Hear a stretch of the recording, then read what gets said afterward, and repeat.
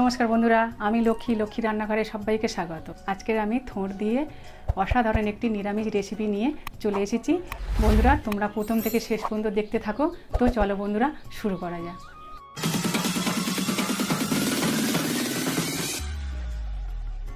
বন্ধুরা, আমি থোর কেটে নিয়েছি একদম পাতলা পাতলা করে, খুব সুন্দরভাবে আমি এইভাবে কেটে নিয়েছি। এবারে নুন হলুদ নিয়ে আমি মাখিয়ে নেব।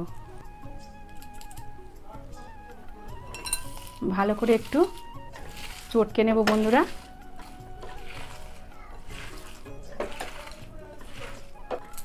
হয়ে গেছে, আমি এই সাইডে এবার রাখবো, অন করে দেব। বন্ধুরা, আমি জল দেব কড়াই, তারপর আমি থোড়গুলো দিয়ে দেব। একটা বড় সাইজের আলু নিয়েছি, দিয়ে দেব। বন্ধুরা, 5 মিনিট ঢাকা দিয়ে আমি সিদ্ধ করে নেব। কিছুক্ষণ পর বন্ধুরা 5 মিনিট হয়ে গেছে, আমি গলে গেছে কি দেখব। দেখো জলটা অনেক মরে গেছে, গলে গেছে। আমি এবার নামিয়ে ফেলব।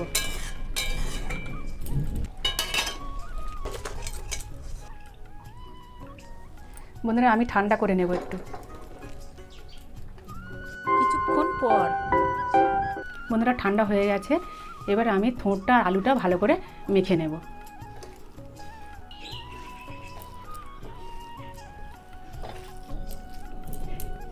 জিরে আমি ভেজে নিয়ে গুঁড়ো করে নিয়েছি, এর মধ্যে দিয়ে দেব।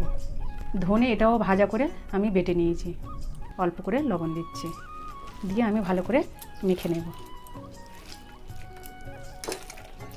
এবারে আমি 3 চামচ বেসন দিচ্ছি, আর চালের গুঁড়ি দিচ্ছি 3 চামচ মতো, আর 4 চামচের 1 চামচ আমি গুঁড়ো লঙ্কা দিলাম, দিয়ে আবার ভালো করে আমি এটা মাখিয়ে নেব।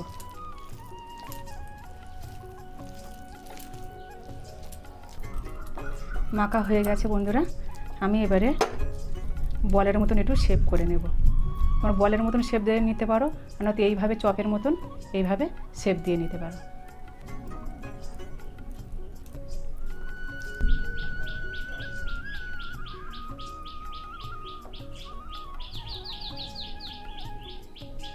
শেপ দেওয়া হয়ে গেছে, আমি এবার ওভেনটা জ্বেলে দেব।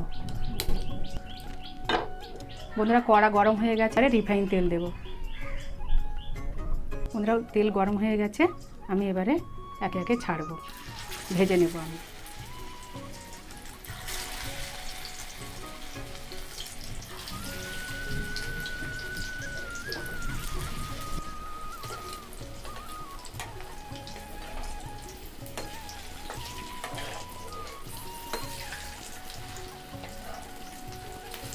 একটু লাল করে বন্ধুরা ভেজে নেব, আর নয়তো রান্নার সময় বড়াটা ভেঙে যাবে। দেখো বন্ধুরা, লাল হয়ে গেছে, আমি তুলে নিচ্ছি। তোমরা চপ করেও খেতে পারো বন্ধুরা, ভালো লাগবে। আবার আমি একে একে ছাড়ব।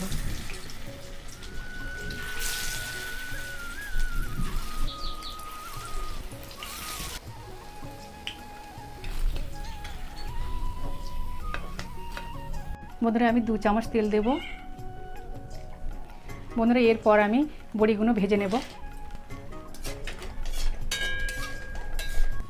বড়িগুলো ভাজা হয়ে গেছে লাল করে, আমি তুলে নেব।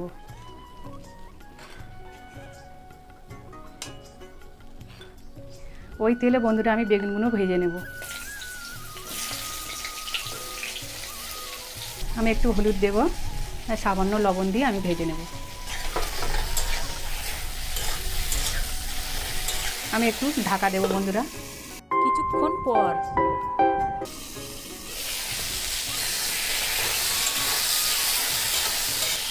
বেগুনটা হালকা করে ভাজা হয়ে গেছে, আমি এটা তুলে নেব।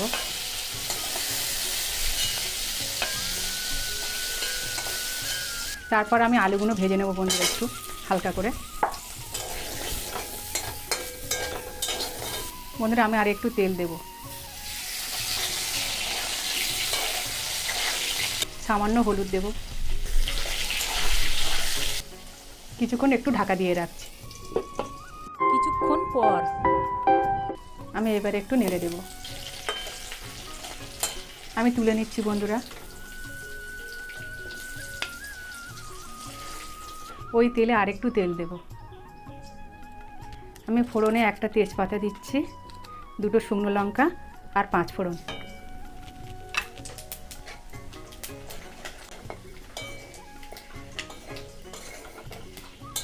মশলা থেকে সুন্দর একটি গন্ধ বার হয়েছে, আমি এবারে আদা বাটাটা দিয়ে দেবো। আমি হলুদটা দিয়ে দিচ্ছি বন্ধুরা।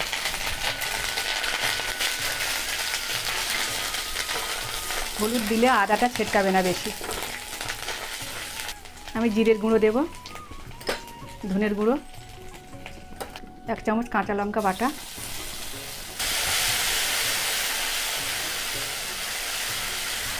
দিয়ে ভালো করে আমি কষে নেব। কাঁচা গন্ধটা যখন আর বেরোবে না বন্ধুরা, তখন আমি এই ম্যাগি মশলা নিয়েছি, অল্প করে দেব।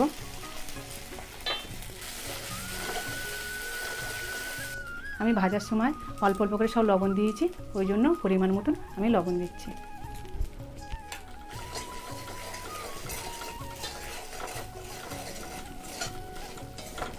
এবার কাশ্মীরি লাল লঙ্কার গুঁড়ো দেব, দিয়ে আবার একটু কষে নেব।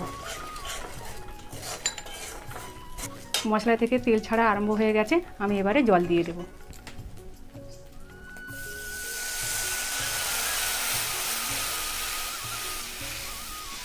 স্বাদ আনার জন্য চিনি দেব।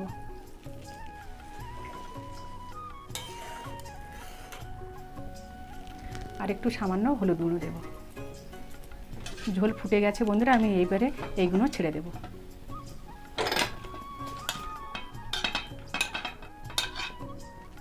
এবার আমি 2 মিনিট ঢাকা দিয়ে রাখবো। 2 মিনিট পর আমি এবারে খুলে একটু নেড়ে দেব।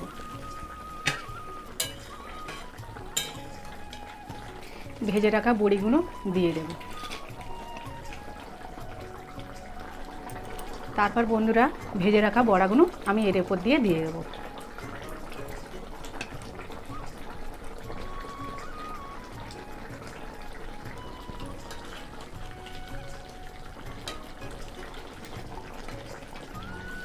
দেখো বন্ধুরা কত সুন্দর হয়েছে, খেতেও অসাধারণ হবে। আস্তে আস্তে নাড়াচাড়া করতে হবে, বেশি নাড়াচাড়া করলে বড়াগুলো ভেঙে যাবে। আর কিছুক্ষণ একটু ঢাকা দিয়ে রাখবো। কিছুক্ষণ পর বন্ধুরা আমি দেখবো হয়ে গেছে কি। দেখো বন্ধুরা হয়ে গেছে, আমি এবার গরম মশলা দেব।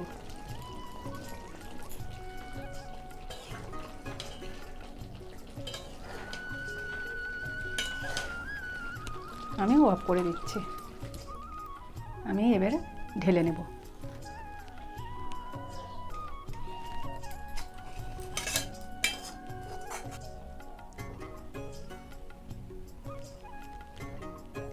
বন্ধুরা ফাইনালি আমাদের থোড়ের রেসিপি রেডি। আপনারা বাড়িতে এইভাবে বানিয়ে খাবেন, খুব ভালো লাগবে।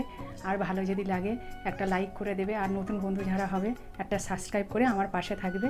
তোমরা সুস্থ থেকো, ভালো থেকো, আর সবসময় হাসতে থেকো। আজকের আমি আসছি, দেখা হবে পরের ভিডিওতে। Tata, bye bye.